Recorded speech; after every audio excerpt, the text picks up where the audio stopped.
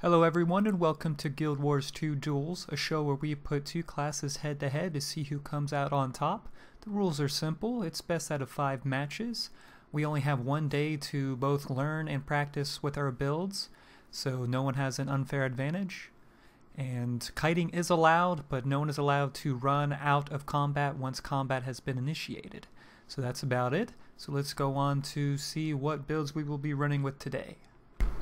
Today I'm running with the Necromancer with heavy conditions, as you'll see here in the build. I'm running with a Scepter Dagger as well as Staff, but I don't believe I'll be using that too often. For the heal I went with Feast of Consume Conditions, since I am going against an Elementalist. I'm assuming I will begin hit with a lot of conditions. I have Corrupt Boon, which will transform any boons on the Elementalist to conditions. Then I have a Plague Signet, which will transfer any conditions I get on myself to my foe. And then I have here Signet of Spite, which is quite a lot of conditions that will go on the Elementalist all at one time. And for my Elite I went for Plague, for the extra blind and other conditions as well. Over into my gear, you'll see that I have both 3 Runes of the Crate and then 3 Runes of the Afflicted. This will both give me extra condition damage and 30% more bleed combined. Then down here on my sigils, both weapons have the Sigil of Superior Agony for, again, more bleed damage. And then for my amulet, I went with the Carrion amulet for more condition damage, vitality, and power. Over to my traits here, you'll see I have a 20, 30, 0, 10, 10 build. Pretty standard build here with Soul Reaping that gives me Life Force will drain slower, and Death Shroud. And then Dagger skills will recharge 15% faster, 20% increase on bleeding, so again a lot of bleeding duration here. Corruption skills will recharge 20% faster, that's pretty much just for this Corrupt Boon here. And then conditions inflicted by the Scepter will last 33% longer. Again, the main focus is to get a whole bunch of stacks of bleed. And then Signets recharge 20% faster, pretty obvious as to why I got that. And activating Signet gives me 3 stacks of Might for 10 seconds every time I do cast that, so that's just more power for me, more damage against him. So that's the build, let's go see how it works against my brother. Hello and welcome to Guild Wars 2 Duels. I'm Radon and today I'm rocking the Elementalist. So let's just jump right in here. I plan on starting every fight with Rock Barrier up and with my utility Earth Armor, which will definitely give me the defensive upper hand in this fight.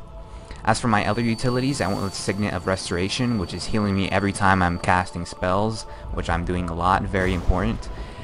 And I have Mistform, and what Mistform does is my WTF button if I need to get the hell out. I like to have Mistform backing me up. Also, I have Lightning Flash as a utility, and this is actually a very important part of this build. This build that I have, you'll see, is very heal and defensive heavy. DPS is really the biggest challenge of this build.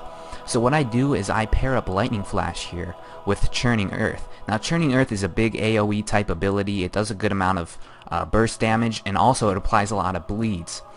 But the only problem is it takes a hell of a long time to cast. So while it's casting, I actually take out my Lightning Flash here and teleport straight over to whoever my target is. It's very nice because people always see the Churning Earth coming, but they don't usually see the Lightning Flash teleport coming their way. Alright, this is a very condition heavy build, and let's go over to my armor here and I'll tell you why. So we have the Superior Rune of the Undead on everything. Really the only damage output I'll be doing is going to be burns, and it's going to be bleeding here with actually my Stone Shards auto attack, which applies 3 stacks of bleeds. So I've put runes appropriate to that on my armor, and then as for my Scepter, I gave myself the Sigil of Superior Energy. Now this is actually a very pivotal part of this build. It gives me a 50% endurance gain when I swap weapons. Anytime you see me swapping attunements here, I will be gaining endurance, 50% of the bar. So that's very important because I'll have a full endurance bar. I'll elaborate on that more later, why that's so important to this build. And as for the dagger, I just went with Bleed Sigil to increase that Stone Shards bleeding. Also the bleed I get from Churning Earth. Alright, for the traits here, really the main part is the water magic here. I have, every time I dodge, I'm giving myself regeneration, so that's that endurance thing I was talking about. Whenever I'm dodging in my water attunement, So whenever I switch over my water attunement to do all my healing, I can just use all my dodges then, and it gives me a considerable amount of heal without even having to use any of my abilities, which is a very important part of this build. I have Cleansing Wave. I will be fighting a Necromancer today, so I figured condition removal would be pretty important. And then I also have Cleansing Water, which also removes a condition whenever I give myself regeneration, which I will be giving myself a lot of that, so I'll have a good amount of condition removal, which is very important. Now I don't plan on getting below 50% health in this build because it is very heavy with the heals, and also this Earth Magic trait here, which is called Earth's Embrace, which gives me Armor of Earth if my health drops below 50%. This Armor of Earth here grants me stability. I pretty much become an unstoppable juggernaut. You can't stun me, you can't knock me back or anything like that. And it also reduces incoming damage by a whole 33%, which is just great. Yeah, so this is a very defensive build. The only problem I see today will be the damage output. I hope my damage output will be just enough to be able to whittle my opponent down, because yeah, like I said, defense is not going to be a problem. It's just if my damage output, my damage threshold is going to be just high enough to put the Necromancer down. That's really what I worry about. So yeah, there you have it, and I hope you enjoy the show. Alright, round one begins as both opponents head to the center of the ring. Looks like Churning Earth is going to be started by the Elementalist, followed by Lightning Flash. It does not connect. The Necromancer is starting with his bleed stacks. Doesn't look like he's getting enough bleed stacks going just yet. The Elementalist is following suit with bleed stacks from its stone shards. Where did the Elementalist go? It hid behind the Flame Brazier there. Good kiting. A ring of fire has been laid down, setting the Necromancer on fire. Necromancer is going to be healing here any second. It does get off, but it gets knocked down by the Elementalist. The Necromancer switches to its Plague form, trying to blind the Ellie, hopefully to mitigate some damage from the Ellie.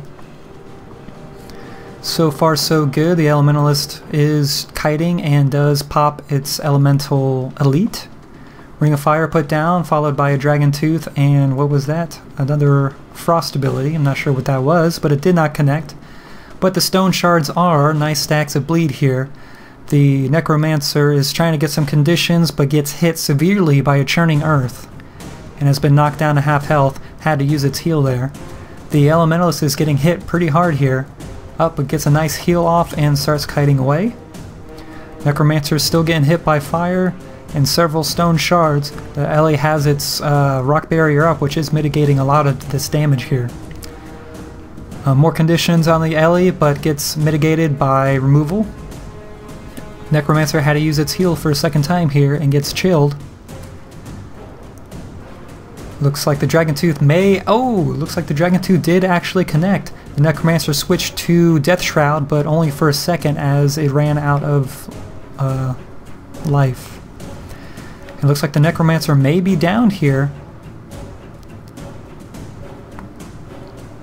And indeed it did get down. Let's see if the Elementalist can finish it right here. Up feared by the Necro, but then Ellie's going to come right back. See if he will finish it off here. And indeed he does. Round one goes to the Ellie. Alright, round two begins as the duelists meet in the center again. We're starting again by Churning Earth by the Ellie, followed by a Lightning Flash. It didn't connect, it seems. The Necro has 17 stacks of bleed on the Ellie, but gets mitigated quickly by some condition removal. Necromancer at full health here. The Ellie is running away, but does follow suit by a nice lightning ability there. Ellie is using those Flame Braziers to his advantage, trying to break line of sight from the Necromancer, who is at full health right now, but probably not for long. The Ellie is... What is that Ellie doing? He's got some rock barrier up. He's now probably going to follow suit with some stone shards to get the bleeding stacks up. Ellie needs to heal here. He does get one off, luckily for him, and he's now almost at full health. Both opponents here are almost at full health now. Looks like the Ellie's going to try with a Dragon Tooth, but is going to miss. Bleeds on both opponents right now. Looks like the Necro's throwing every condition he has at him, but it does not seem to be enough as the Ellie is mitigating that damage and is almost at full health again. The Necromancer has got to use this heal that's coming up. But he's being chilled. Looks like, oh, he dodged another Dragon Tooth and popped his elite. Again, I think he's trying with a bleed, or a blind, sorry, but it doesn't look like it's working as he got hit by a churned earth there and is now almost at half health. He probably needs to leave that elite as it's not being effective right now. The Ellie is just connecting with those stone shards, stacking that bleed. And the heal is up on the Necro, he needs to use it. Indeed he does, also removing the bleeds. Then he used that Signet of Spite on the Ellie for a bunch of conditions. But it does not seem to be damaging the Ellie enough. Though he is, ooh, a lot of damage there on the Ellie. Looks like he's almost going down. He needs to get some heals up. Indeed he does. He misforms away, gets that heal, the rock barrier up, and now he's probably going to start hitting him up with some water while he's healing. Oh, and the Necromancer got interrupted on its heal there. Needs to get it off again. Gets interrupted again. It needs to get that heal off before it bleeds to death. He does get it off, but oh, and then gets connected by another churning earth. 8 stacks of bleed on that hit, and then followed by stone daggers. It does not look good for the Necromancer here. He's switching over to Death Shroud to try to mitigate some of that damage. But it looks like it's not going to be enough as it runs out and his health is dwindling quickly. More conditions on him. Looks like he's going to be going down for a second time here. Up, got the heal off on the Necro, but it's not going to be enough. He's getting more stacks of bleed on him and not enough on the Ellie, though he is taking quite a bit of damage here. Nice knockdown by the Ellie. Connects with its scepter over and over again. And Ellie looks like it's going to be finishing it right here. Oh, something's wrong with the Necro. Something stuck. Oh god, the Necro just got hit by a Dragon Tooth and looks like it's going down. Looks like the second match is going to the Ellie once again.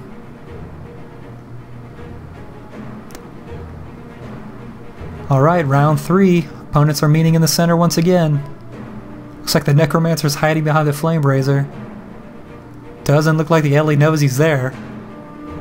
How long is he going to keep this up? I think the Ellie knows he's there now. I think he's going to try to connect with the Churning Earth. He's charging it up. Oh, and he does connect with 8 stacks of bleed thanks to that lightning flash. Stone daggers being hit onto the Necro. Looks like the Necromancer is trying to weaken it up and also cripple and blind. But again, that Ellie has a lot of condition removal and is just not helping. Necromancer goes to its plague form once again. Looks like it's trying to stack bleed instead.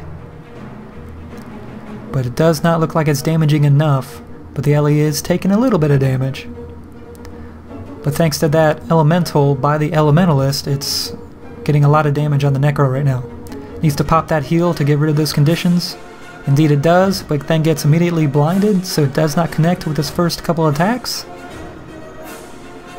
Missed of a Dragon Tooth there. Come on, Ellie. Start connecting with those stone shards. Up, Churning Earth. It does connect. 10 stacks, 11 stacks of bleed on the Necromancer. This is not looking good right now. The Necromancer needs to get this heal off. Has a couple more seconds left. Will it be able to use it? It can, but there's not enough. Oh boy, this is not looking good for the Necromancer right now.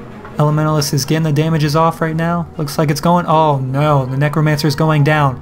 Looks like this may be the first shutout of the series. Oh, nice fear by the Necromancer, but it's not going to be enough as Elementalist comes back to finish it for good. And that is it, our first shutout of this series. Thank you for watching. Good job, Elementalist. Be sure to submit your builds for us to review and possibly use in future installments, and please stay tuned for future episodes of Guild Wars 2 Duels.